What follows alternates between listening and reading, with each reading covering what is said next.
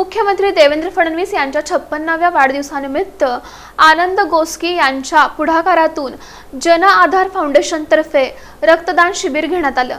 भारतीय जनता पक्षाचे ज्येष्ठ नेते तथा महाराष्ट्राचे मुख्यमंत्री देवेंद्र फडणवीस यांच्या वाढदिवसाचे औचित्य साधून सामाजिक बांधिलकीच्या भावनेतून जन आधार फाउंडेशनच्या वतीने भव्य रक्तदान शिबिराचे यशस्वी आयोजन करण्यात आले होते। गेल्या 9 वर्षांपासून जन आधार फाउंडेशनच्या वतीने वाढदिवसाचे औचित्य साधून विविध लोकोपयोगी उपक्रम राबवले जात असून यावर्षीही आयोजित करण्यात आलेल्या रक्तदान शिबिराला सोलापूरकर नागरिक आणि कार्यकर्त्यांचा उत्स्फूर्त प्रतिसाद मिळाला। रक्तदान हेच श्रेष्ठ दान हा संदेश देत आयोजित करण्यात आलेल्या या शिबिराला सोलापूर शहर मध्यचे लोकप्रिय आमदार देवेंद्र कोठे यांनी विशेष भेट दिली। या प्रसंगी बोलताना आमदार कोठे यांनी रुग्णसेवक आनंद गोस्की हे मुख्यमंत्री देवेंद्र फडणवीस यांच्या मार्गदर्शनाखाली वैद्यकीय मदतीद्वारे हजारो गरजू रुग्णांना सातत्याने मोलाचा आधार देत आहेत असे सांगत त्यांच्या रुग्णसेवेचे आणि सामाजिक कार्याचे मनापासून कौतुक केले व पुढील वाटचालीस शुभेच्छा दिल्या। वाढदिवसाच्या निमित्ताने होर्डिंग्स किंवा